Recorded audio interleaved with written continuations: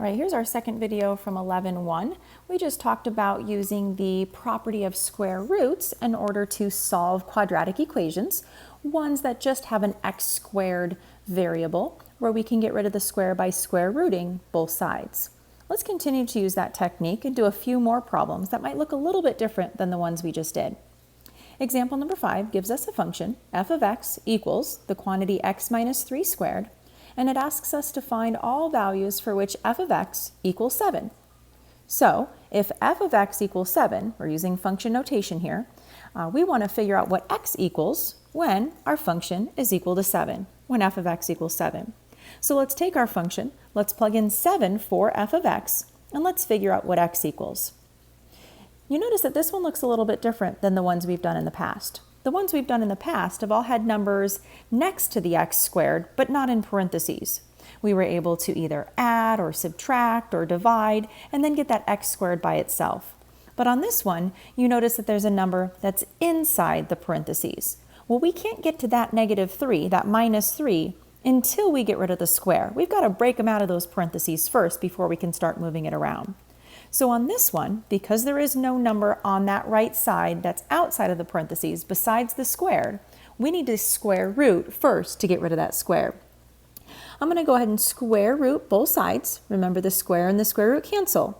Do you also remember the rule anytime we square root? We need to add plus or minus, right? So on the left side, I actually get plus or minus the square root of 7 equals now an x minus 3. You notice that I just got rid of the square, which means I also can get rid of those parentheses because they're really not needed anymore to connect my x minus 3. I can add 3 to both sides. Now I can't really add a 3 with the square root of 7, so I'm just going to write it as 3 plus or minus the square root of 7. Now how many answers is that? That's 2, right? 3 plus whatever the square root of 7 is, and then 3 minus the square root of 7. I knew that I was going to have 2 answers from the beginning because I saw that I had a quadratic, an x squared, in my problem. So make sure you don't forget about that plus or minus as soon as you square root. Kind of a cool technique that we can use on that one. Let's kind of use it again on example number 6. This one also looks a little bit different than the ones we've done. Now I need you to be careful. This one looks different for a couple reasons. It's still a quadratic, so we should still have 2 answers. But if you notice on this one, it not only has an x squared, but it also has that x term, right? And so hopefully as soon as you see that it has an x squared and an x, we have to do a technique that's a little bit different. We can't just go through and start square rooting things because it's not legal in this one. Because we have an x squared and an x, we can't really do that. Maybe some of you thought about moving everything to the same side and factoring, because that's what we did when we did factoring back in chapter 5. It would look something like this, right?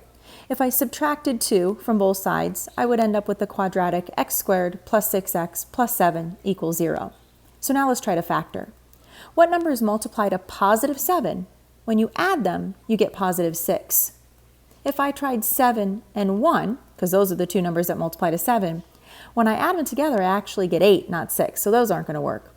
So what about negative 7 and negative 1? Because those multiply to give me positive 7, right? The problem is they add together to give me negative 8.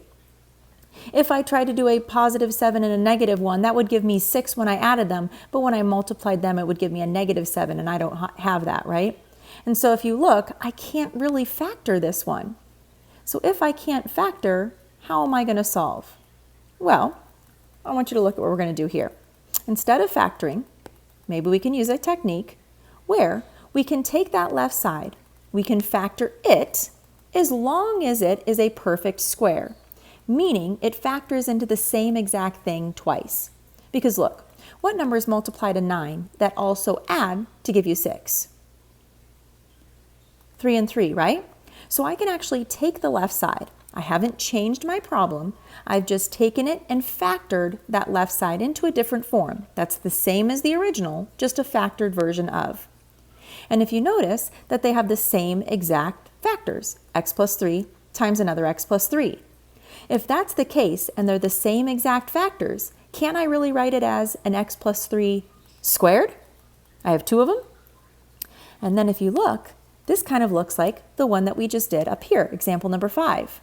I notice now that I can solve for x by getting everything away from that x on that side.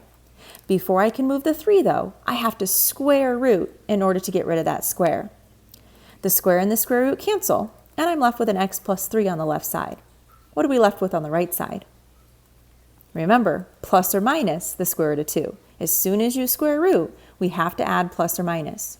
So I now have the equation x plus 3 equals plus or minus the square root of 2. I have no parentheses left, so I can subtract 3 to both sides now. Be careful, the square root of 2 and 3 are not like terms, so I'm just going to write it as x equals negative 3 plus or minus the square root of 2. Two answers. Remember, I knew that from the beginning because it was a quadratic. I couldn't factor like we did before because it didn't factor. But if I can make that side, the left side in this case, factor into a perfect square, then I can use my square root principle and square root both sides. So then I was able to solve and get an answer. What happens is this answer is just some decimal that I would never have been able to get by factoring, but I can still solve it. Pretty cool, huh? We'll talk about that a little bit more in the next video.